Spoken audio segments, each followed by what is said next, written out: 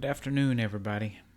It's been an eventful weekend in the world of news and the news cycle. And I believe that if you're paying attention, you can begin to see what is happening with regards to many people putting into practice Alinsky's tactics. And so I want to continue along this thread with the next quote. We're still in the opening chapters of this book. It's not a very complicated book, but when you read it, you get an interesting sense of both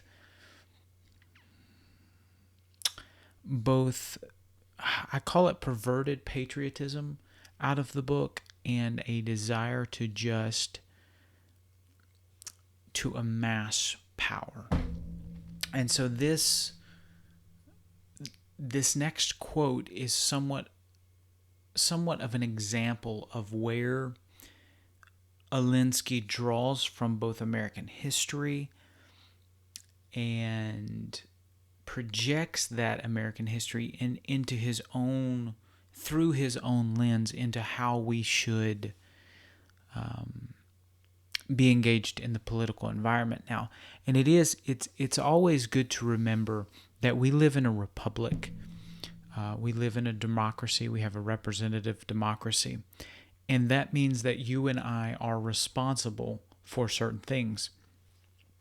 And this representative democracy it's a fairly new idea in human history. And so we're still trying to work out what it means for a Christian to be involved in a representative democracy. And there's two forms of thoughts. I've got good friends who say that we need to hide in a corner and pray.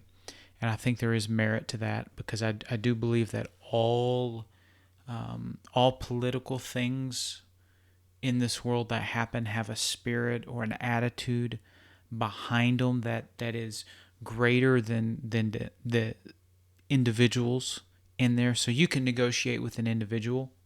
It's very hard to negotiate with a mob, because that mob takes on characteristics beyond what the individual does. And so I do believe there is merit to hiding in a closet and praying, but I also think there are times when you have to come out of the closet and you have to begin to push back against the darkness. Doesn't mean you don't continue to pray, but it means you actually have to show me your faith by your works. And when that time comes is the big question of the day. And I would prefer to fight the battles while they're still small, because just looking at history and what has happened to Christians, specifically when the ascendancy of the left becomes complete, is absolutely disastrous. So I would rather battle them when Christians still have something to hold on to. And so for this example, I want you to think about some of the things that are going on in the United States today, and use that to kind of frame this quote. Alinsky writes, "It is not enough just to elect your candidates. You must keep the pressure on. Radicals should keep in mind FDR's response to a reform delegation. Quote, 'Okay, you've convinced me. Now go out and bring pressure on me.' Action comes from keeping the heat on. No politician can sit on a hot issue if you make it hot enough." This is what Alinskyites do. They are well organized because they believe that the only way to make change is to continuously stir the pot. A lot of times this is why Christians have such a hard time responding to the left wing of the United States, is because we would rather just appease them and then go back to church. And we think that that's how we're going to win the culture war. We're going to win the culture war by converting people.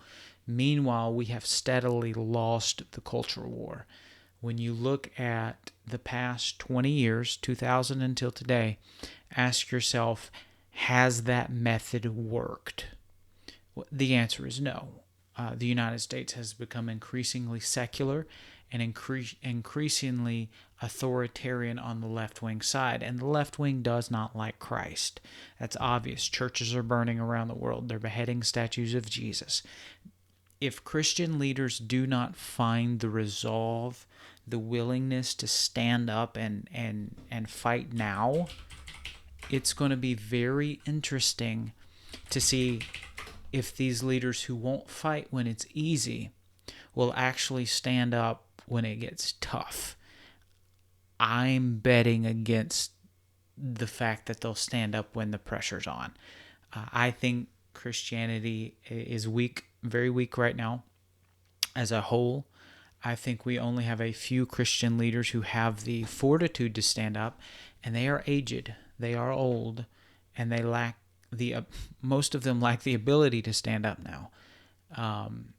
Physically, this is what I'm talking about. I heard beautiful Pat Robertson conversation, and he did a good job of the two-prong. We need to be active and we need to pray, and that's fantastic. But Pat's 90. He's not going to lead us in the next 20 years to anything. His time is almost up. And so where is the next generation of Christian leaders who will actually engage for Christ and not some new gospel? Because there is a new gospel emerging in the world today. So when we look at this, we see all of the constant, we call them paid protesters, and that's what they are. They're organized, and their job is agitation. This is why the left is always seen agitating, making a fuss. These people are paid to do what they're doing. And demonstrations have a huge power over politicians. Huge power. There's a little bit of fear that's involved. There's the constant media narrative that can be drawn. Think of it. There's only a handful of people in Portland burning and looting the city. The whole place is being impacted by just a handful of people. The feds are trying to go in there and straighten it out, and the mayor and the governor, and they're all hating. It's creating a great news story, something that they could not purchase this kind of news time with their own money. They're probably spending, I don't know, they've probably spent maybe $100,000, $200,000 so far paying everybody to do this sort of thing, maybe even less.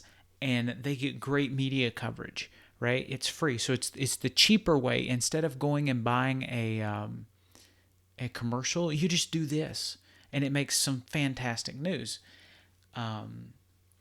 So you see this a lot because when you're protesting, you want the police to be seen as brutal. So before the cameras get there, you firebomb the place, you graffiti the place, and then when the riot police show up, you put all of the vulnerable people up front. You're basically the women and the children, and then somebody in the back throws a brick and hits the cops and makes the cops come out. And when the cops come out, that's when you start rolling the video, right? And so that creates a beautiful narrative that's saying, the police are horrible, and these are women and children protesting, X, whatever X could be. I mean, I've seen the exact same narrative with green this, left wing this, straws. It's all the same, whatever they want to push, and it's highly effective. If Christians did this with abortion, for example, that would be massive. Most of the country hates abortion, right? But the reason we can't get anything passed is because we don't control the judiciary. Every time a state passes a law, it gets struck down in the judiciary, right? I think I'm saying all that right. And so what would need to happen, here's a concrete example. Christians should probably start holding weekly protests at your local Planned Parenthood, whatever it is. We know now that we can paint in the streets. So you paint in the streets, babies' lives matter, or abortion is murder, right? Paint it on the streets. Go out there and have mostly peaceful protests in front of these things, right? And just be there, but go every week.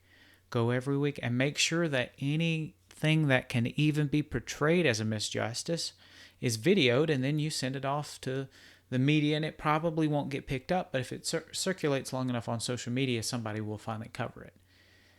But that's something that a Christian groups could do. And so when would you want to do it? Well, do it every Sunday. Do it every single Sunday. Say, get in a city and say, okay, pastors, I want just 5 people from every church in the city. Go down there and protest, and it'll be a non-denominational, generic. We're just going to stand out there and be peaceful. That sort of thing. That would be very, very useful in shutting abortion down. Any type of, you don't have to bring the whole church out there. You always, and I'm going to say this, you always need some crazy folks, right? And then you need to start utilizing your crazy people, right? You need to start figuring out where they can best be effective. And a lot of times, these are the situations, right? You got to have somebody who's a little bit crazy who's willing to go out and protest. And we need to do a better job of utilizing people with that kind of resolve, people with that kind of that passion and drive, instead of just hiding. I've always said there was a situation a few months ago, and there's an individual standing up, and he was not my favorite person. I wouldn't have picked him to represent me at all. But you know what? He was the one standing up. He was the only one with the guts to do it. And so more power to him. I'll support him. It's why a lot of Christians, how they view Trump. It's like, well, he wasn't our first choice. He probably wasn't even our top 10 choice.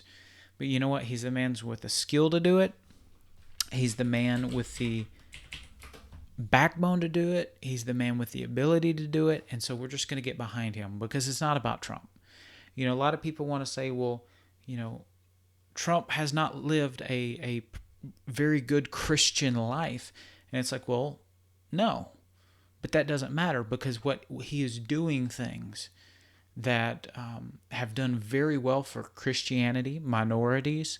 He's not the smooth talking. Mike Pence is more the guy who the Christians would have wanted to see in the White House. But I don't even think Mike Pence could have done this, because Trump knows how to handle people. He understands that when the left, when they use these tactics of constant bombardment, constant fighting, he swings back. We need that, because once you understand their tactics, you understand that they're going to call you all of these names and they're going to hate on you. They probably don't even believe that. They just know that they can call you a name and it will shut you down. And that's what you've got to remember, is they're just doing stuff to suppress and to wear you out. The Bible talks about wearing out of the saints. This is where it's just constant, never-ending attack. You just push. And Christians need to learn how to do that. I like using abortion as a good example, but there's also the example of they're suspending church services. They are limiting people in church buildings. They're doing all sorts of things like that. None of these are constitutional. They cannot do these. And churches, because in the beginning, and listen, I understand it, you want to do what the government says. You want to take care of people. You want to put forth a good faith effort, right? They've all gone too far. Now it's how do churches respond? And so the best way for churches to respond is to take a note out of Alinsky's book and realize that you've got to turn the heat up, and you've got to pray, and you have got to take action, and you've got to turn the heat up so hot that Governor Newsom doesn't just fold, but he folds and then backpedals, then offers an apology to the churches, and then pays the churches millions of dollars for threatening their constitutional right and infringing upon their constitutional right. And in fact, you want to put so much pressure on that Newsom comes to church and becomes Brother Newsom and changes the whole way California runs. That must be your objective. That's how hot you got to make the hot seat. So when we talk about Alinsky's tactics, always be thinking about how Christians can use these. Like he said, no politician can sit on a hot issue if you make it hot enough. The reason we still have abortion in the United States is because it's just a lukewarm bath. If we turn the heat up, it will go away.